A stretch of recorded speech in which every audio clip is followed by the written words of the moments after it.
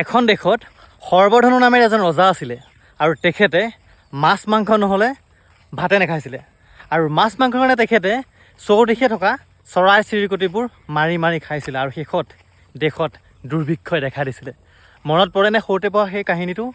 ঠিক সেইদৰে আজি ৰাতিপুৱা এটা খবৰ পালোঁ যে ধেমাজি চিভিল চাপৰিত 3জন যুৱকে ভিউজৰ আশাত চৰাই চিৰিকটি কেটেপাৰে মাৰি ভিউজৰ আশাত বনাইছিলে। যিহেতু আজি বিশ্ব পৰিৱেশ দিৱস, পুৱাই খবৰটো শুনি বহুত দুখ লাগিলে। আৰু আমি সৰুৰ পৰা কিছুমান বস্তু আমাৰ চৌপাশত লক্ষ্য কৰি থাকোঁ। এটা এনেকুৱা প্ৰজাতিৰ মানুহ আছে, তেওঁলোকে জুম পাতি পাতি চৰাই চিৰিকটিবোৰ আমাৰ চৌদিশে মাৰি থকা আমি প্ৰত্যক্ষ কৰোঁ। যিহেতু আজি বিশ্ব পৰিৱেশ দিৱস আৰু বিশ্ব পৰিৱেশ দিৱসটোৰ দিনাই এনেকুৱা এটা নিউজ পাই আমি দুখ লাগিছে। আচলতে আমাৰ সমাজখনত এতিয়াও সেই প্ৰাণীসকল জীয়াই আছে। 3জন যুৱক ইউটিউবাৰ বুলি স্বীকৃতি দিছে, যিহেতু নিউজত পালোঁ ৰাতিপুৱাই। হয়তো বহুতে পাইছে। আৰু আমাৰ চৌপাশত যে বৰ্তমান সময়ত পৰিৱেশটো বিনষ্ট কৰিছে, তেওঁলোকে বিশেষ ভূমিকা গ্ৰহণ কৰিছে। আচলতে চৰাই চিৰিকটি মাৰি আছে।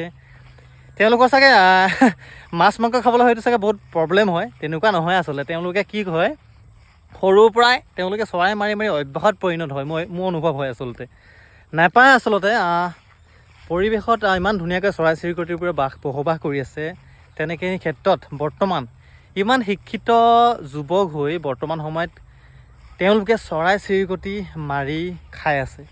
ৰাতিপুৱাই নিউজটো পালোঁ, ফটোখন নেদেখাওঁ, কাৰণ কাৰোবাৰ জীৱনত ঘৰ মুখত লগাব বিচৰাও নাই।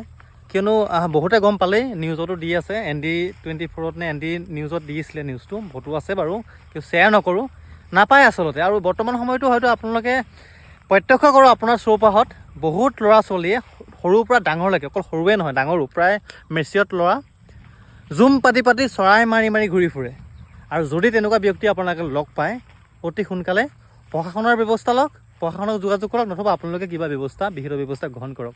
কিয়নো বৰ্তমান সময়ত আমাৰ চৌপাশত এটা সময়ত আমি যেতিয়া সৰু হৈ আছিলোঁ, বহুত মানুহ দেখিছিলোঁ, বহুত ল'ৰা জুম পাতি পাতি আহে। আৰু তেওঁলোকক আমি বৰ্তমান সময়ত আমাৰ গাঁওবোৰে নেদেখোঁ, কাৰণ তেওঁলোকক আমি মানা কৰিলোঁ। আৰু তেনেখিনি স্থলত অন্য কিছুমান জেগা যদি আমি যাওঁ, সেই প্ৰজাতিৰ মানুহবিলাক এতিয়াও জীয়াই আছে। আৰু যদি আপোনালোকৰ চকুত পৰে, তেনেকুৱা কাম কৰাৰ পৰা তেওঁলোকক বঞ্চিত ৰাখক। আৰু ভিডিঅ'টো শ্বেয়াৰ কৰিব। ধন্যবাদ।